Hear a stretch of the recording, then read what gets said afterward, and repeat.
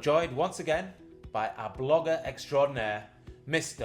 Ronald Brackles, always full of ideas. What are you hiding behind your chair, Ronald? Oh, I've been working on my own version of the most hyped innovation of the 21st century. What's that?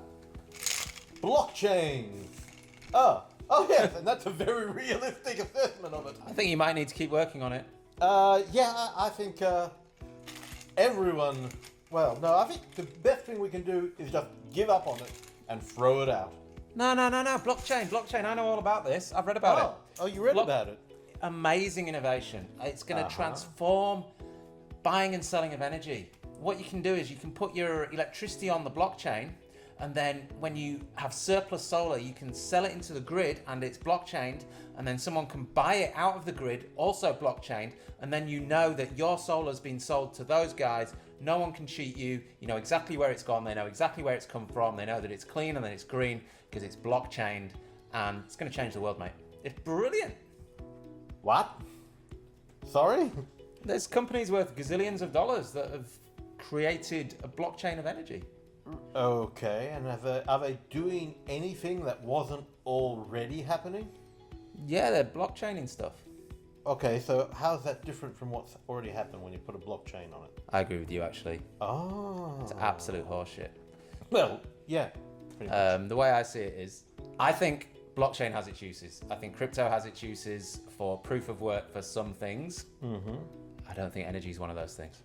Yeah, no, you say it has some uses. I haven't seen any practical uses. I know people have bent over backwards to say, oh yeah, there are some situations it can be helpful, but I'm still not convinced. But anyway, do you want to tell people what a blockchain is? I have no idea what a blockchain is. Oh! Do you know what a blockchain is? I thought you knew what a blockchain was, so I was too embarrassed to say I didn't know. I know what it's meant to do. Oh, okay. Well, what tell us that then. So the idea with energy is that if you use blockchain, you have proof of what you've put into the grid, and you can track it somehow, and you have proof of what you've taken out of the grid. The flaw with that argument, as far as I'm concerned, is everyone who's connected to the grid has got a meter that is highly regulated, that is proof of what's gone into the grid and proof of what's come out of the grid. So blockchain is completely redundant. And this idea that you can track your energy from your grid to someone else's grid is absolutely ridiculous. Yeah, basically, yes. So you've already got electricity meters measuring the energy going in and out of your home, and that is what you're going to be charged on. If you put a blockchain meter on your home, they're not going to use that meter instead of the official one that's already there, sorry. And yeah, you can't send energy to your cousin in Albany using a blockchain. That's not how the grid works. Under consumer guarantees, we have this thing which says products and services must actually do what you say they do. Anyone telling you they can send your solar energy to your cousin is lying. What they're doing is sending them a bill for their services, which is unnecessary. So what do you think is going on with these companies that are pushing blockchain for energy transactions? Okay, well, a lot of people have seen that, software can make money. So look at how much money Bill Gates has, or that Facebook guy, I can't remember his name, and even Bezos, he's got, with Amazon, they've all made huge amounts of money from mostly the internet, software and so on. So people thinking, you can make money from software. But the thing is, even if they're using it for evil, what they were doing did something. It was selling cheap stuff on Amazon, screwing over suppliers, whatever. Cryptocurrencies, blockchains, Bitcoin, it doesn't do anything that we couldn't already do without it. And it has a number of disadvantages. Let's talk about blockchain in energy specifically. What are the disadvantages? Blockchain is just a method of having transactions without a central register. So you and I can send stuff to each other to be secure without anyone else being involved. That sounds great, but because no one's in control and because it's a blockchain, it tends to be slower, less user-friendly, more energy intensive, even if it's well designed, because you've got a lot of files, a lot of blocks to transmit through the internet. And there's no central control, so it's very hard to troubleshoot, fix things, or improve things. So yeah, it's basically comes down to, if I call something blockchain, can I get money out of you for it? Because it's not going to offer you a service that improves whatever you're doing already, whether it's sending solar energy into the grid or buying energy from the grid or from using a VPP. But there are government-funded energy projects right now that are incorporating blockchain into those projects. What do you say to the government departments that are using our tax dollars to fund these projects? Right, I'd say anyone who's using blockchain for any process is either a con artist or they have been conned and therefore shouldn't be trusted with money. So either way, don't give them our tax dollars. Fair enough. What else do you want to say about blockchain? Well, Bitcoin is using more energy than Sweden to produce more Bitcoins. Governments can just make money out of nothing if that's what you want to do. It doesn't cost the energy output of Sweden to do it. So this is more energy than is consumed by all the electric cars in the world today going to produce into Bitcoin. Wow. That's half the energy consumption of Australia. So if you're worried about, where will we get the energy to power our electric cars? Just stop mining Bitcoin and you'll have plenty there. It's very sad that you've got all these brilliant, dedicated, smart people working hard, developing electric cars, and then someone undoes all the emissions advantages of that hard work just because speculating on tulip bulbs is no longer in fashion.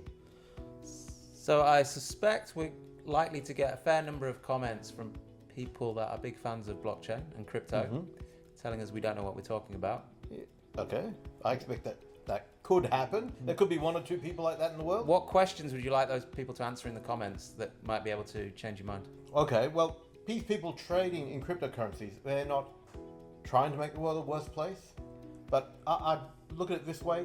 What are the cryptocurrencies doing that's useful? What value is it adding to the world? What I'd ask people is to look at what you're doing with your money. Are these cryptocurrencies doing anything useful?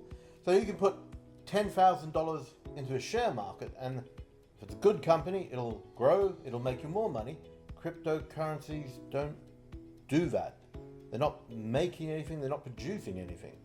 So it's just speculation.